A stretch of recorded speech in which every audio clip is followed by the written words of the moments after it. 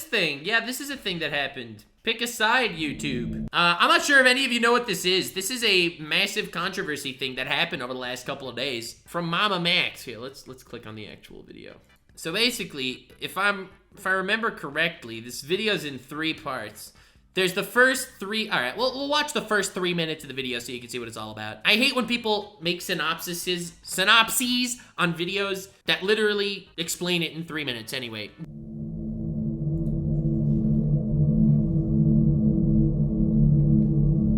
On November 26, 2021, my good friend Max published a video exposing the colossal pedo ring that is IMVU, where he uncovered one particularly inveterate child predator, known in-game as Pablo Sunny, a pedophile with an extensive history of grooming multiple teenage girls.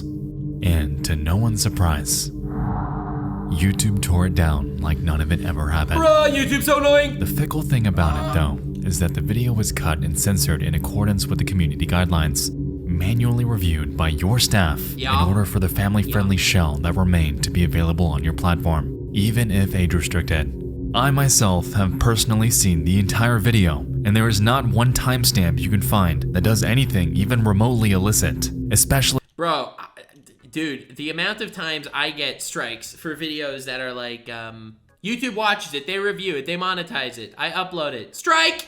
The system is so AI-based, it's ridiculous. I wish that if a YouTuber hits a certain size, it should get actual manual reviews and like specific notes as to why you're getting age restricted and demonetized. The fact that it's still done with AIs for YouTubers with millions of subscribers is ridiculous. Compared to the categorical obscenities that already plague YouTube.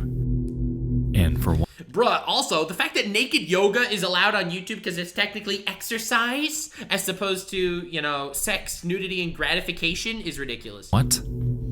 Because of the bare ass of a virtual character. Is this a joke? Max documenting this formerly unknown behavior in a 90-minute documentary about the horrors of pedophilia and child sexual abuse in IMVU is somehow sexually gratifying to you? Everything was perfectly fine for the first half-fucking-million people who watched it, but the very second Team YouTube watches it. Interesting. Yeah, it's We ridiculous. tried resolving it with you peacefully, but you were unwilling to budge like the apologist you allegedly are. And Max has had enough.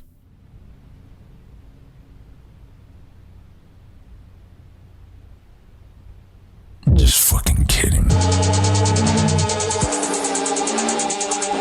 So basically, the point of this video is there are people that investigate, you know, things on YouTube. They're investigators, and they'll actually make a video documenting this child predator to expose them so that they could get either repercussions or people could at least know about this and awareness can be raised. And then YouTube will say, oh, you said the word pedophile? Demonetized. Oh, you're talking about a pedophile?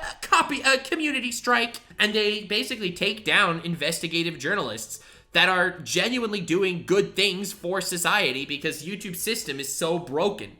So Mamamax is a YouTuber that, well, I don't know him personally yet, but he's really close friends with Mudahar, and I love Mudahar. He's like, dude, I'd give my life for that man. I trust him with my motor, and I love Muda.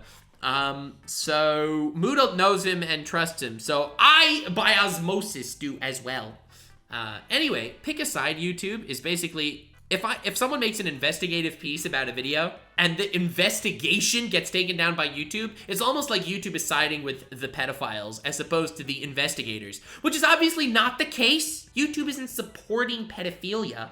They're just silencing people calling out pedophiles and making people not want to do so. So basically, YouTube is accidentally siding with pedophiles. That's the basic claim.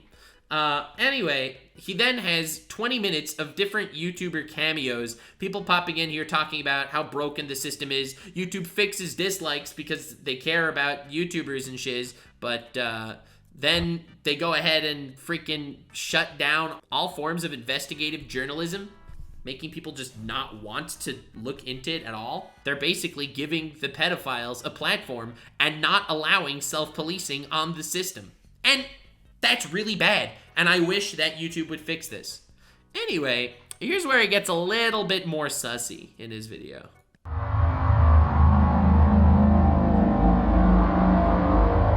he doesn't only call out this issue, he also causes a shitstorm. I could not agree more, my friends. But I'm worried that all of your Love it or hate it, this dude has style. wise words will go to waste if no one sees this.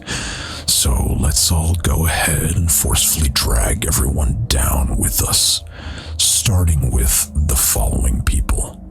Susan Wojcicki. So now he goes ahead and calls out a bunch of people by name to actually help, which is interesting. It's an interesting method, and I respect his character and stuff. Stop fucking lying to us every time you have to give a statement in response to videos like mine. All these broken promises you've made that never come into fruition. All of these incessant changes that no one ever asked for or wanted. Take some goddamn accountability. We are so sick of seeing the malicious and deceitful words you and your company repeatedly propagate. Either do something good for this site once in your fruitless life, Yikes. or step the fuck down. So anyway, he makes this very, very personal, and that's what's weird. Most people, when they call out YouTube, they call out YouTube. This dude goes ahead and calls out like 10 individuals. He calls out Philip DeFranco and Ethan Klein and Keemstar, which is hilarious.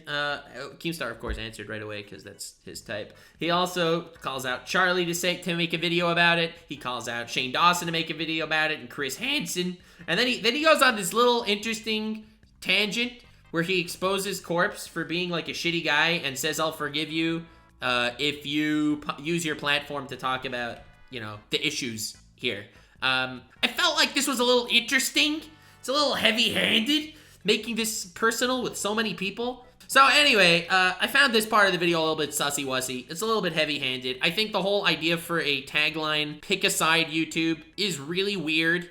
It's pick a side. Do you stand for children or do you stand for the pedophiles? Obviously, that is not the case.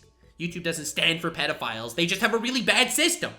So, anyway, I think it's important to know that this is going on, and I do hope that YouTube fixes it. I don't think that this approach is exactly how I would have done it.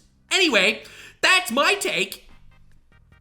YouTube is so bad, their system. They should just get human reviews for channels of a certain size. That would be so nice. If every channel of a certain size got an actual partner manager, that whenever they have a problem, they talk to the partner manager, and the partner manager looks at it and makes a review or talk. That would be so nice, up to a certain size. Why is it that there's a dude like me with 2 million plus subs on YouTube that still gets strikes after YouTube says the video is fine? Or someone like Muda with over 3 million subs that's still getting strikes for investigative journalism? Every news site on the planet has advertisements, but YouTube can't, apparently. YouTube can't. No, they don't have a system. It's weird. Anyway, and false copyright strikes. Dude, copyright system is a total other story. We're talking community guidelines right now. Copyright's a joke. Dude, I made a video. On stream, I reacted to a death battle, and I was like making fun of it and stuff. And it was definitely transformative content, and that death battle clip on YouTube got copyrighted. So that's just hilarious. Dude, it's such a joke. The whole YouTube system is so bad. Like, subscribe, and follow me on Twitch. Stay weird, fam.